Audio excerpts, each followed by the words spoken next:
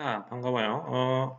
이번 시간은 사실 수업인지 아닌지 애매하지만 고구려 건국 설화에 나오는 문제적인 인물, 마성의 남자 주몽에 대해서 좀 살펴볼까 합니다. 자, 쌤이 왜 주몽에 대해서 이야기를 하냐면 이 주몽이라는 인물이 고구려 백제 양 나라의 건국과 두 나라의 건국과 관련이 있는 아주 특이한 인물이기 때문입니다. 일단 고구려 건국 설화에 등장하는 이 사람 이야기를 학생들 보고 해보라 그러면 역시 뒤죽박죽으로 이야기하기 때문에 선생님이 이렇게 깔끔하게 표로 한번 정리를 해봤어요. 자, 주몽. 주몽은 금수저야, 금수저. 태어날 때 굉장히 좋은 집에서 태어났어요. 좋은 집구석, 그러니까 가정 환경에서 태어났는데, 자, 봅시다. 일단, 아빠 직업이 범상치 않아요. 해모수라는 사람인데, 아버지는 이 하늘 신이에요. 아버지가 신이야, 직업이. 그다음 엄마는, 어, 강해 신 하백이라고 있는데, 이 하백의 딸이에요. 이 둘이 만나가지고 썸 타다가, 이제 결혼을 안 한 상태에서, 배 안에 주몽이 이렇게 들어서게 된 거예요. 그죠? 그러자 옛날에 옛날에는 결혼 안 하고 이렇게 그 아이를 놓는 게 굉장히 커다란 이 뭐 흠이라고 생각을 했던 것 같아요. 그래서 하백이 분노해서 너 왜 결혼도 안 하고 우리 딸 임신시키냐라고 해가지고 해문수한테 막 따졌더니 해문수가 도망가고 없고 결국 홀로 남은 이 유화가 하백한테 쫓겨나가지고 저 부여 있는 저기 송화강 거기에서 막 울면서 강을 거닐었을 때 이 배 안에 아기가 있는데도 불구하고 너무 이뻐서 이 부여의 왕이었던 금화왕이 이 유화랑 결혼하게 됩니다. 그죠? 결혼하게 돼서 자 일단 네 배 안에 다른 남자의 아이가 있지만 어쨌든 내가 잘 키울게 라고 이야기해서 데리고 와요. 근데 이 유화가 결국에는 아이를 놓을 때 되니까 특이하게 애가 일반적인 경로랑 좀 다르게 이 겨드랑이 쪽에서 나왔고, 그다음 애가 결정적으로 아이의 형태로 태어나는 게 아니고 알에서 태어났다라고 기록이 돼 있어요. 그죠? 얘는 알에서 태어났음. 그지? 남생. 왜 남생이냐면 계란할 때 그 난자예요. 그죠? 알에서 태어났다. 그지? 파충류인가? 왜 RF 태어나지? 라고 할 수 있지만 어류나 파충류들 보통 RF 태어나잖아요. RF 태어났다는 것 자체가 뭘 뜻하는 걸까요? 그렇지 아버지가 본성치 않은 하늘에서 온 존재다. 왜 새들이 알로차나 그래서 얘가 신의 아들이다라는 것을 상징하기 위해서 신화에서는 이 친구가 알에서 태어났다라고 이야기를 해놨어요. 아무튼 알에서 태어난 것도 특별한데 이 친구 또 다른 특징이 바로 뭐냐? 활을 굉장히 잘 쏜다는 겁니다. 그죠? 어, 기록에 팔이 누나를 맞출 정도로 활을 잘 쐈다라고 그래요. 근데 부여 사람들이 활을 잘 쏘는 사내 아이를 주몽이라고 불렀기 때문에 그 특징 때문에 이름이 주몽이 됐습니다. 주몽이. 그죠? 주몽이 됐어요. 그러니까 이 주몽은 아버지가 지금 새아버지긴 하지만 어쨌든 금화왕이야. 그러니까 어렸을 때는 아마 그 부여 왕자들과 이렇게 비슷하게 자랐겠죠. 근데 이 얘가 활을 잘 쏘니까 사냥 대회 같은 거 하니까 막 1등을 하는 거예요. 그러니까 이 부여왕의 제대로 된 정실 부인 밑에서 난 또 다른 자식 누가 있냐면 대소라고 왕자가 있어요. 대소 왕자.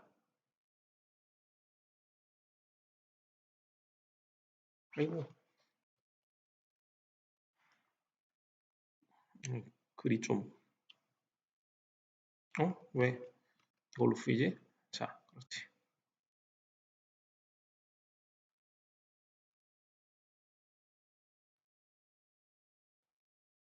왕자였던 대소 왕자가 이 주몽을 굉장히 시기하게 됩니다. 그죠?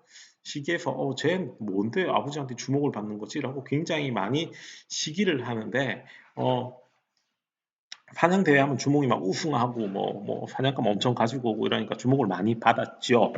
그래서 이 계속 시기와 질투와 견제를 날리게 됩니다.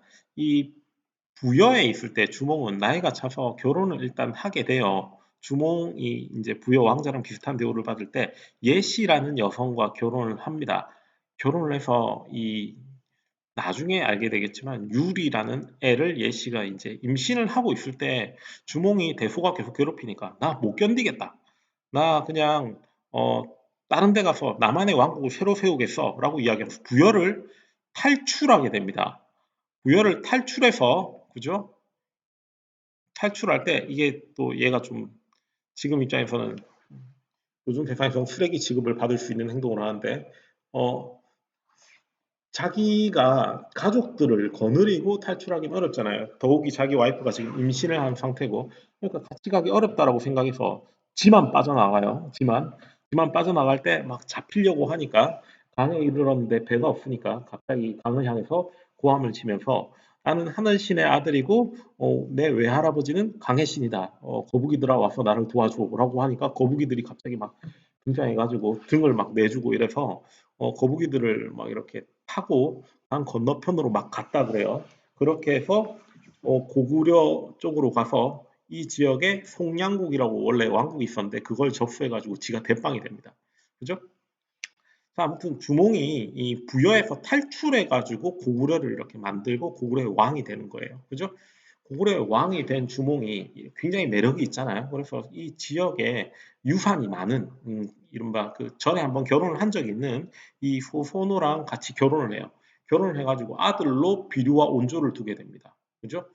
소노가 유산이 굉장히 많았다라고 기록이 돼 있거든요. 기록에 따르면 뭐 전로부의 공주다라고 이야기하기도 하고 뭐 송양국의 뭐 공주다라는 이야기도 있고 뭐 어쨌든 유산이 겁나 많은 여자였대요. 그죠?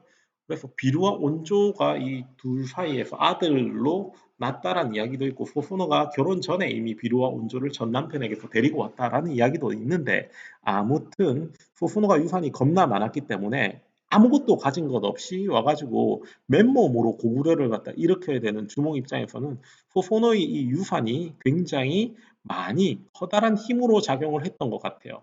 그죠? 주몽은 소소노랑 결혼 생활을 굉장히 행복하게 잘 지냈는데 소소노는 당연히 자기 아들이 다음번 고구려 왕이 되겠지라고 생각을 하고 주몽에게 이 투자를 아낌없이 이렇게 했습니다. 왜냐하면 주몽에게 투자하는 건 결국 자기 아들한테 투자하는 것이기도 했으니까요. 근데 여기서 골 때리는 문제가 하나 발생합니다. 바로 뭐냐? 이 예씨가 탈출을 해요. 누구를 데리고 탈출하냐면 자기 아들 유리를 데리고 탈출해가지고 유리가 아버지하고 이렇게 만나게 됩니다. 그죠? 이 소선의 입장에서는 갑자기 뭐 그 부여에 있던 아들이 나타나서 아버지라고 부르는 것도 못마땅한데 여기서 또 문제는 주몽이 그러면 내가 다음번 왕위는 얘한테 물려줘야지 유리를 다음번에 왕으로 그죠? 패자로 인정해서 다음번 왕으로 뽑아야겠다라고 발표를 일방적으로 해버린 겁니다. 자, 그러면 자기 인생을 바쳐서 주몽이랑 이렇게 잘 지내서 자기 아들들이 다음번 고구려의 대빵이 될 거다라고 키워왔는데 이게 물 건너갔잖아요. 그죠? 고구려의 다음번 왕은 비류와 온조가 아니라 누가 된다고요? 여기 주몽의 아들인 주몽의 첫 번째 아들인 유리가 된다라고 하니까 이 소소노가 와, 난 이렇게는 못 살겠다라고 해가지고 역시 소소노도 이 아들 둘 데리고 한반도 그 중부지방으로 내려갑니다. 특히 한강 있는 쪽으로 내려가서 각각 나라를 만들게 되죠. 일단 비류는 인천에서 건국했는데 인천에서 건국할 때 이 뭐 그 당시 지명으로 하면 미추홀이라는 곳에서 그죠?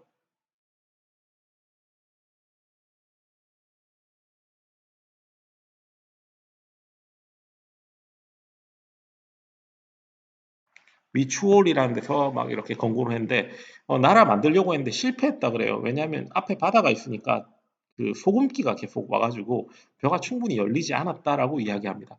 온조는 한강에 가가지고 이 한강 유역에서 백제를 건국하는데 성공했다 그래요. 더 충격적인 건 이 비루가 형인데, 그죠?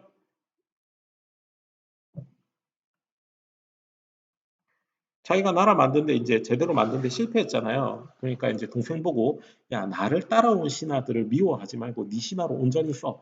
내가 여기 있던 행정 체제는 다 이렇게 줄게. 근데 한 나라의 국왕이 둘일 순 없으니까 내가 죽을게 해가지고 자결을 했다는 거예요. 그죠? 자결을 하고 내 신하들을 차별하지 마라 그러고 신하들을 몽땅 동생한테 몰아줘서 한강 유역에서 백제가 처음 스타트하게 된다는 거죠. 그죠? 자, 그러면 여기서 알 수 있는 것 몇 가지.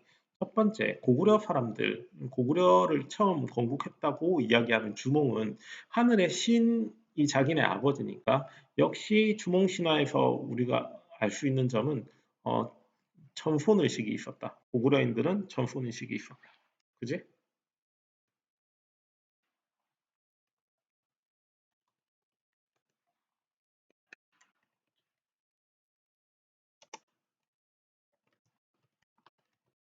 천손 의식은 뭐냐면 우리가 하늘의 자손이다라고 믿는 거예요. 그죠? 이게 꽤 유명했는지 중국 역사서에도 막 이런 고구려 신화들이 막 나와요. 고구려 사람들은 이렇게 믿고 있다라고. 야, 너 드래그 했는데 왜 안 줄어드니?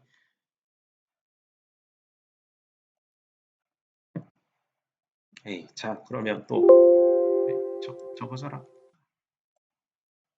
네, 미안해요. 아직 죽지 않아서. 그 다음 두 번째로 알 수 있는 건 백제가 처음 건국될 당시의 상황입니다. 그죠? 백제는 백제는 어떻게 건국되었냐 하면 위에서 내려온 사람들이 건국을 했어요. 이걸 유이민이라고 부르는데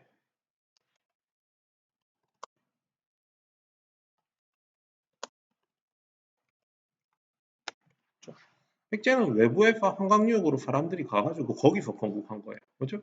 이런 것들을 알 수가 있습니다. 그죠?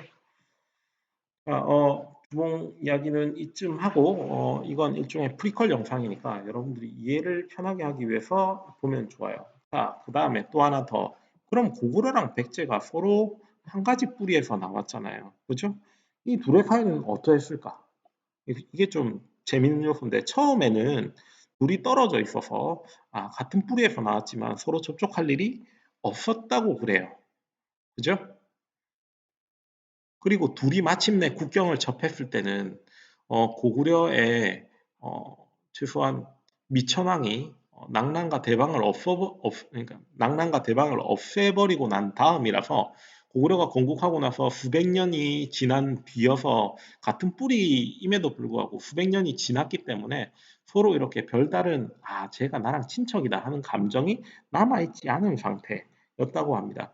그 상태에서 고국 원망이 근초고 왕에게 전사당하는 그런 일이 벌어져서 둘은 같은 뿌리에서 나왔지만 나중에 되면은 서로를 열심히 증오하고 오히려 더 열심히 싸우는 그런 존재로 남게 됩니다.